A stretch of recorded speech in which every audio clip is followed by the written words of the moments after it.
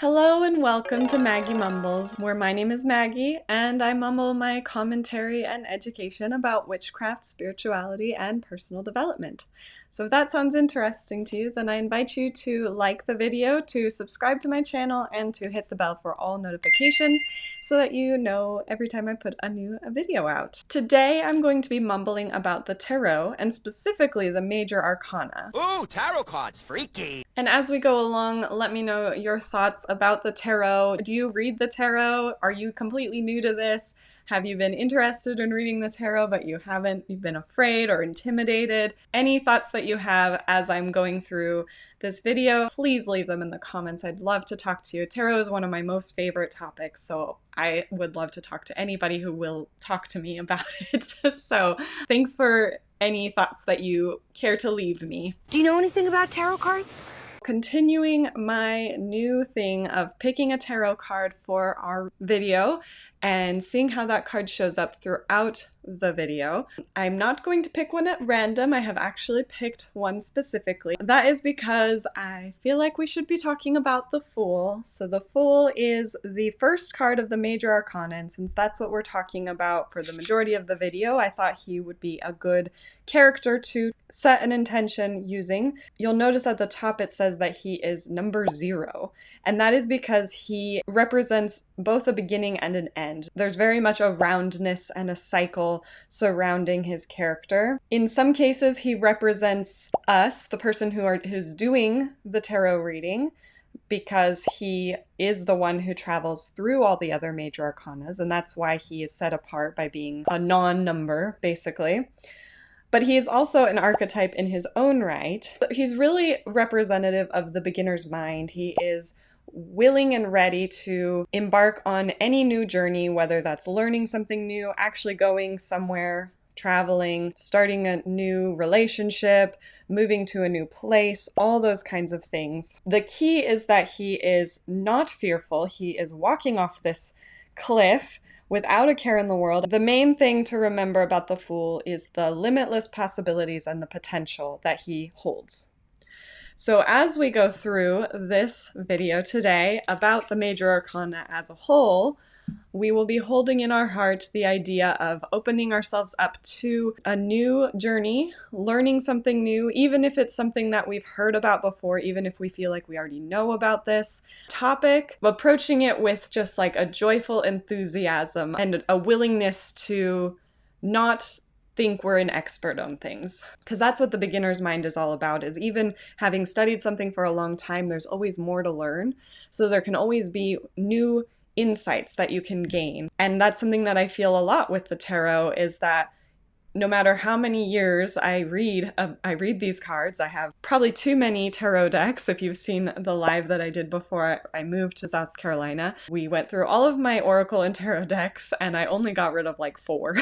So anyway, I have all these decks because they help me learn more. Every time I read with a new deck, I learn something new about each individual card because of the way the artist interpreted it and the way that the author who wrote the little white book interpreted it. And so there's always something new. And that's something I really love about the tarot as well, is just how much depth there is to the topic.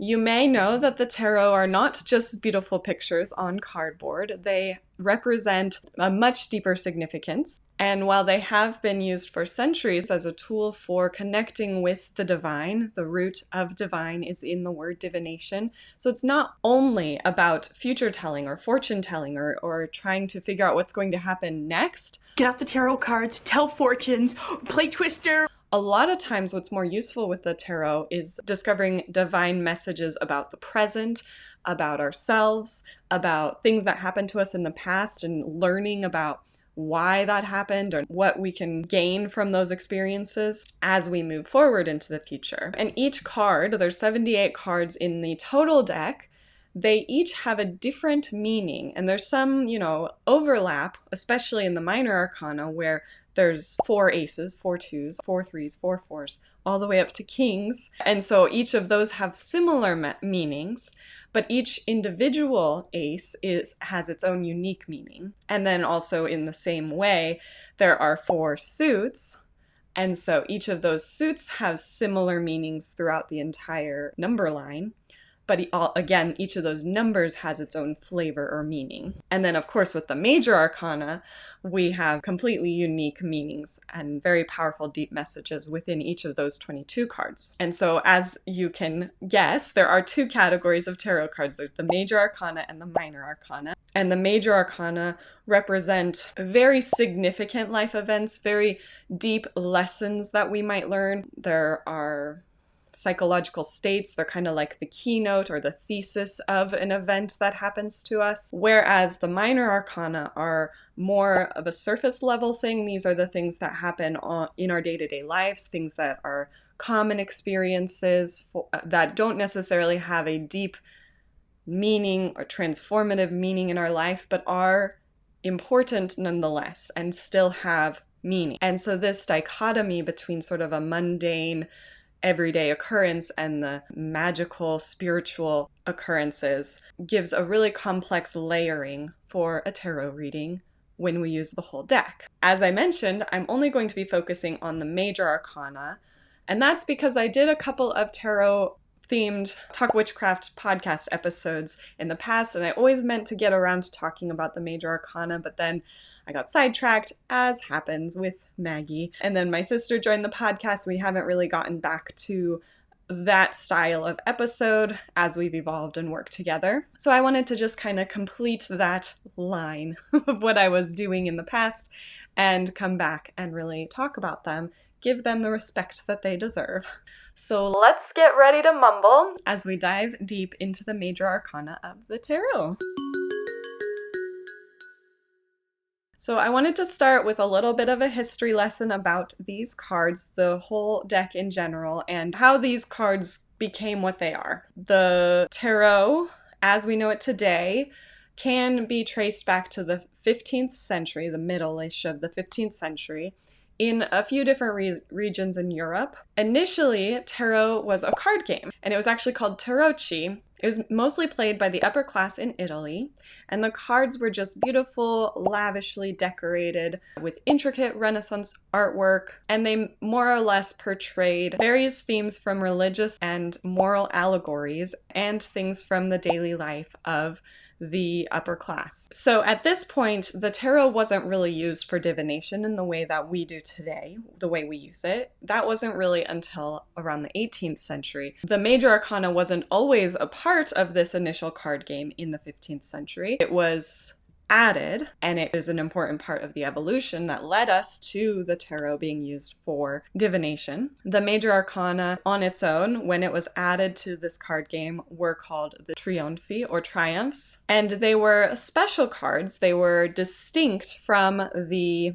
standard playing cards. They depicted these spiritual, moral, and psychological concepts, and generally in the games that were played with these cards, they were more valuable and they earned more points in the games that people were playing with them. So it added a new level to the games. It also changed the strategy of the games. But as I mentioned, it wasn't until the 18th century when the Major Arcana began to be seen as its deep spiritual significance. The tarot cards, ancient diviners of fortune. And that generally happened because there was kind of a shift in people being more interested in the occult and more interested in mysticism, as well as divination in general. That kind of swept through Europe, and people started seeing symbolism everywhere. So the Trionfi were renamed the Major Arcana, which means greater secrets, and that indicated their perceived spiritual importance. And especially as a distinction from the more mundane things that we see in the Minor Arcana. It doesn't make them better or worse than the Minor Arcana. They all have a role to play in a reading. It just makes them distinct. So I also want to share a little bit about the cultural influences of the tarot, the symbolism of the Major Arcana and the tarot in general. It didn't come out of nowhere. It doesn't exist in a vacuum. There's definitely influences from a variety of different cultures, especially when we look at the most popular deck, which is the Rider-Waite-Smith version of the tarot that was done by Pixie Coleman Smith, and she was commissioned by Arthur Waite. But again, this is a fusion of a bunch of cultural and religious beliefs and mystical traditions. And so if we look to the origin of these symbols and ideas, it can give us another layer of context to help us understand what the card is intended for us to understand from it. One of the significant influences on the Major Arcana comes from ancient Egypt. Most historians believe that the images are rooted in this mythology and the religions of that area. Another major influence of the Major Arcana is the Jewish Kabbalah, specifically the Tree of Life. So the number 22 is very important. There are 10 spheres with 22 paths, 22 cards in the Major Arcana, so that's a significant number coming from that culture. And then of course there is a huge influence from Hermetic traditions. These are thought to come from the writings of Hermes Trismegistus, and if you've been around for a while, you've probably heard me talk about him and heard me not know how to say that last name, the second name, but he's a Hellenistic figure. One of the major themes of Hermeticism is the idea of as above, so below, the principle of correspondence, and that the macrocosm is connected to the microcosm. Everything is intertwined, spiritual, physical, and that is seen throughout the Major Arcana, in particular with the magician who points as above and so below. So these three and other diverse cultures, you can see their influences within the Major Arcana of the tarot, and so it adds to this rich, multi-layered, multicultural symbolism, and it helps us to see how these different cultures influence the meanings of the card and the various archetypes represented in the cards. So archetypes, in their most basic form, are universal symbols or themes, and that's exactly what the Major Arcana is. They are ideas that really exist throughout time and space. There's no cultural barriers on these things. It's just the human experience, regardless of where you live, the time period that you lived in. I believe they were first conceptualized by Carl Jung, who is a Swiss psychiatrist. Usually one conforming to Jungian archetypes. He proposed that these recurrent themes and motifs are present across time and space in all cultures, and that they are not unique to individuals, but are representative of all human psyches. And archetypes can be found in all art forms and forms of expressions. We see them in the way we tell stories with the hero's journey, which is repeated in many, many, many different stories that we love. We see the symbols in different artworks from different places at different times, where these cultures would have no other way of interacting with one another, but somehow they have similar art forms and symbols. There's the themes in the myths that we've told. It's also in the form of the dreams that we have when we're sleeping.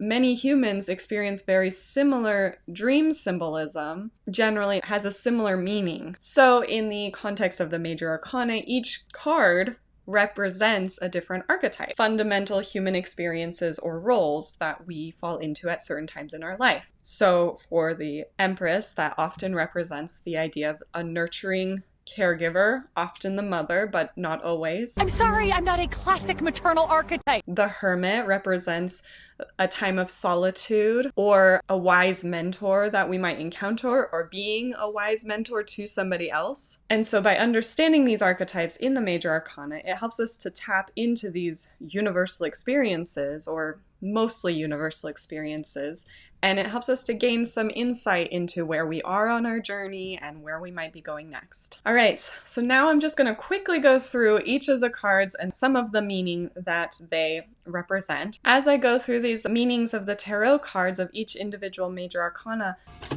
let us see what the tarot cards have to say. let me know what your interpretations of them are, if there's something that I miss or that there's something that really stands out to you as an important aspect of each of these cards. I'd love to hear, because again, it's all about adding more context and layers to our understanding of these cards. We already talked about the Fool. The Fool represents new beginnings and spontaneous adventures. The Fool encourages us to take a leap of faith and also to embrace the unknown, to be optimistic, to be open-minded, have that beginner's mind like we talked about. The Magician is a symbol of power and control and will. The Magician is all about resourcefulness, using all of the resources that we have available to us, represented in the tools that surround the magician. He uses them to manifest the things that he wants. The High Priestess is associated with the intuition, the mysteries, and the secrets, a lot of like spiritual insight. So her role is to invite us to seek answers, to go into the inner world, to explore spirituality and discover the wisdom of our own intuition. The Empress is a representation of the feminine energy or the passive energy, the receptive.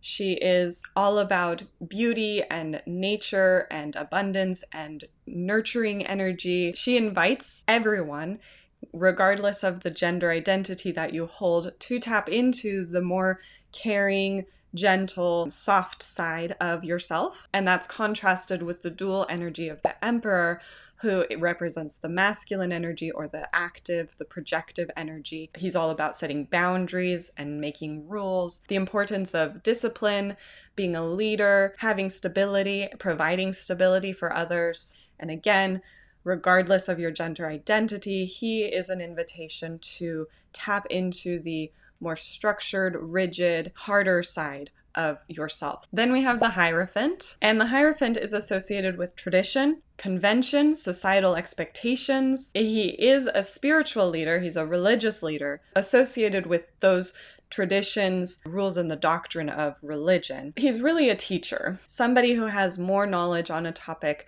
than you, and it can also represent you being the guide for somebody else. So then the Lovers are in some ways about love, but they're more about choice. The Lovers card is about making the choice that is the highest good. It's the idea of choosing the right thing over the easy thing. If we contrast the Lovers, and we'll get to the Devil later, they have a very similar layout. The Devil's is the easy choice and the Lovers is the right choice, the thing that is going to be the best thing for you and your family and everyone that you care about. It's about choosing the thing that is your heart's desire, following your heart. The Chariot symbolizes willpower and drive and motivation, determination. It's a little bit about self-control and having control over your direction, the direction that you're headed in your life. So it's all about taking the reins and steering your life in the direction that you want it to go through your own power. And Strength is about your inner strength. So they kind of contrast each other. I feel like Chariot is kind of your outer strength, and Strength card is actually your inner strength. It's about being compassionate towards all living creatures, all humans that you interact with, having courage, having patience, that our power comes from our compassion rather than a domination. And then the Hermit is most associated with introspection, taking time away from others, learning lessons on your own, being your own guiding light. And in particular, it's about self-discovery, personal growth, and understanding what traditions are important to you, away from societal expectations. Then we have the Wheel of Fortune, which is a representation of life cycles. It's about fate and destiny and how there's ups and downs in life. Sometimes we're at the top of the cycle, sometimes we're at the bottom, but what goes up must come down, and in the same vein, what goes down must come up. It's about being adaptable, rolling with the punches, getting back up when you get knocked down. I get knocked down, but I get up again. Justice is a symbolic of fairness and equity. It's about truth and law and how these things interact. It wants us to be fair when weighing our choices. It's a reminder that there is a law of cause and effect. So when we make a choice, there's going to be a consequence that comes from that, whether that's a good or bad consequence. Then we have the Hanged Man, which is associated with surrender and changing your perspective, changing the way that you look at things, getting out of your comfort zone, trying to put yourself in somebody else's shoes, just seeing things from a slightly different perspective. The Death card represents transformation that usually comes at the end of something, like a death. So certain things might die, and then there's a transformation that comes out of that, and something else is reborn in its place. So it's a reminder of just the life changes that happen, that the only constant thing in life is change, and that when something ends, it's a new door opening, a new beginning. Every new beginning comes from another beginning's end. Temperance symbolizes balance. It's more about like moderation, where justice was about like fairness and weighing options. There's a balance there. You're weighing things to find an evenness, but it's more about like the moderation of finding the middle ground, not going overboard in any direction in your choices, finding equilibrium. And then we have the Devil, which I mentioned in contrast with the Lover's card, is really associated with temptation and giving into the easy choice. So it might not always be the best thing for you for the long term, but in some cases it could be the best thing for you in the moment. So it's not always a bad thing to give in to temptation. It's just important to recognize that it's okay to give in to those temptations sometimes, but there's a danger of the slippery slope of becoming controlled by those easy choices and no longer having your own control over yourself. And then the Tower is another one of those kind of scary cards that we see. It does mean chaos, and it's about upheaval, and that your foundations are crumbling and you feel like the floor is falling out beneath you and you can't find the bottom of the pit that you're falling into. But sometimes it's okay for our foundations to crumble away because they weren't built on steady ground. And so it's an opportunity to rebuild things better. It's not to say that in that moment it's not scary and hard. It's just to say that it just has to happen sometimes. There are times in our lives where things feel bad. There are sudden changes and we don't know where it came from. It just happens. And that's what the Tower represents. And then after the Tower falls and we're falling from the sky, the star emerges. And the star is all about hope and faith that is generally required to get through those hard times. And so when we see the star, we are reminded of our authentic self that is born naked, untapped optimism and positivity and authenticity of the self. So it's just a reminder of your truest self and the truest dreams that guide you throughout your life. The Moon is an interesting card because it is associated with illusions. And I always think about that because the moon actually doesn't make its own light. It is illuminated by the sun. And so it's an illusion of light. We're seeing a reflection. It's about our subconscious mind and our shadow self. In that way, it can also be kind of a fearful card. It represents our inner primal selves and some of the like taboo things that happen inside that we wouldn't say out loud to other people, that we keep hidden. Basically, that things are not always as they seem. There's this part inside us that other people will never know. And then the sun is kind of contrasting that. That's the brilliant light and joy that you send into the world and that you experience from others. It's just all the things that are happy and fun and moments of just like pure joy and happiness that you experience in life. And then we have Judgment, which is a symbol of our true calling, our purpose in life. It is about renewal. It's kind of like being born again, redirecting ourselves back to our true purpose in life. It's also about making amends for things that we might have done throughout our lives. So this card reminds me of the TV show My Name is Earl. That's when I realized I had to change. So I made a list of everything bad I've ever done, and one by one I'm going to make up for all my mistakes. I'm just trying to be a better person. My name is Earl. That's judgment. It's making amends, making a judgment on yourself to be a better person. And then the World, we talked about a little bit when we were talking about the Fool, the end of the journey, the cycle is complete. It's another beginning again, though, but it's all about that joy of completing a cycle and the celebration of what's gonna come next, the excitement of the next journey. Oh, some of these tarot cards are a little PG-13. So that was a very quick overview, not nearly enough to fully understand these cards, but hopefully it gives you some idea of what each card represents, what it might mean when it comes up in a reading.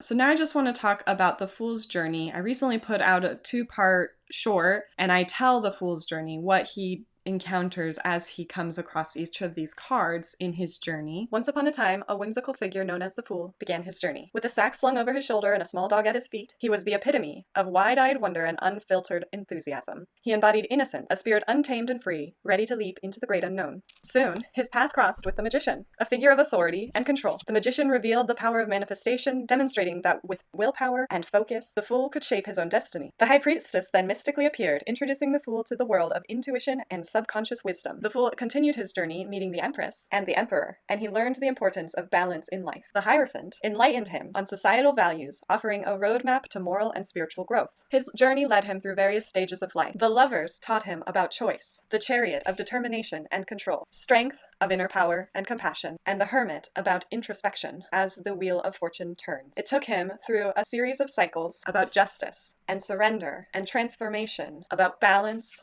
temptation, and chaos. After these trials and tribulations, he finds himself in the celestial guidance of the star, which taught him to hope, the moon, which helped him face his deepest fears, and the sun, which bathed him in the light of joy. The narrative culminated with judgment, symbolizing rebirth and absolution. His journey concludes with the world, representing the completion of his journey, an odyssey of growth, learning, and self-fulfillment. Just like the Fool, we embark on journeys of our own, experiencing life's highs and lows, triumphs and trials, but we're always growing and learning. Each of the cards in the Major Arcana capture moments that we experience within our own lives. This is the Fool's journey. It's just something that a tarot person came up with to show the story of these cards and how we might progress throughout our life, a story that we might tell when we encounter each of these archetypes throughout our lives.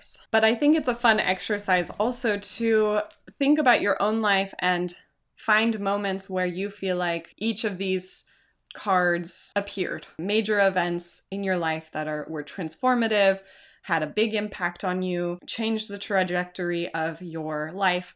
These are things that stand out to you, not like everyday mundane things. Those are the minor arcana, which you can do this exercise with the minor arcana as well. But with the major arcana, these are big moments that stand out in your memory. You know, we might not encounter all of these different archetypes, but these are very common moments that happen to most humans. And I find that really fascinating that humans all over the world, all different time periods, can have very similar experiences. And it really, I think, connects us. I love finding things that connect humanity. It shows us that we're more similar than different. It can be really fun to try to think of those memories. It can also be kind of hard for some of the cards to remember those types of events. So do take care if you do this exercise to be in a good place mentally and emotionally, and have somebody that you can talk to if you need. So when you are doing a tarot reading, I have other videos on my channel that teach about that, but I just wanted to give a few little tips in this video as well. If you have any other tips to add about how to interpret these cards, things that help you when you're reading the tarot, especially when the major arcana come up, they can kind of throw us off a little bit because they do stand out in some ways more than the minor arcana. So if you have any tips to add, then those are super welcome. Just leave them as a comment. I'd love to see what your thoughts are. How about we consult the tarot cards?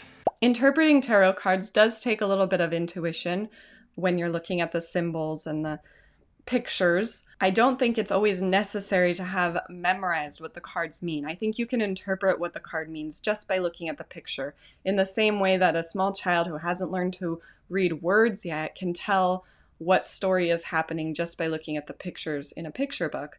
We can tell a story based on what we see in the pictures of these cards. So I think that that is a really fun exercise, basically, is to just look at the cards and ask yourself what you think this card's story is. What is happening to the character within the card? Additionally, there are tons of symbols in each of these cards, and those symbols do have, in some cases, universal meanings. There's certain symbols that we use to communicate things to each other. Stop signs, we know what that red octagon means. Most people do. Symbols for doing laundry, the play button on this YouTube video, the triangle we know means play, the pause button, the stop. All of these symbols we can communicate without having any words or language. We know what those symbols mean. And it's the same in the cards. I think there's also something to be said for the symbols that mean something to you on a personal level. For someone, a rose might mean love and passion. To somebody else, it might be a representation of death and an ending, just depending on their perspective and a big encounter that they had with roses. And I think those can also be used for interpreting the cards. It might not be the symbol, the intended meaning of the symbol, but I think it can be very useful when you're interpreting a card reading for yourself, that symbol is popping out to you for a reason. And then it's also important to consider the context of the cards, the question that you're asking when you're reading a card. The card might have a different answer depending on the question that you're asking. So the Fool showing up in the context of a romantic reading versus in the context of a business meeting might have a completely different, but it's the same card. So it can give you different messages based on the context of what you're reading. So for example, it's important to remember that none of the interpretations of the cards are set in stone. I mean, even the little books that they come with aren't stone, they're paper. So there's not only one way to understand what these cards mean, what they're telling you, what they want you to know from showing up in the reading. Your interpretation is really all that matters, because that's the point of them, is to just give you another perspective, a reflection of what is going on in your own mind, something to reflect that back at you in a different way. So it's not jumbled up in your thoughts. It's something concrete, like a picture and a symbol jumping out at you. So I hope that this has helped you to learn about the Fool's journey through the Major Arcana, what each of these cards represent, where they come from, and why they're special. And I hope it's also given you some perspective on your own Fool's journey and where you might be currently in that journey, where you've been, which of these archetypal experiences you've encountered, what you might have in store for you in the future. Oh, look at the tarot cards already. So thank you so much for being here. I really appreciate you watching to the end, and I hope that you enjoyed. If you did, make sure that you give the video a thumbs up. Check out the description for more information, and don't forget to share where you saw the Fool card show up throughout this video. If you felt like you had a beginner's mind, if you felt yourself being open to something new, if you felt like you were falling off a cliff, about to step off a cliff while joyfully holding a rose, smelling a rose, yeah, just let me know what your thoughts are. I'll see you next time.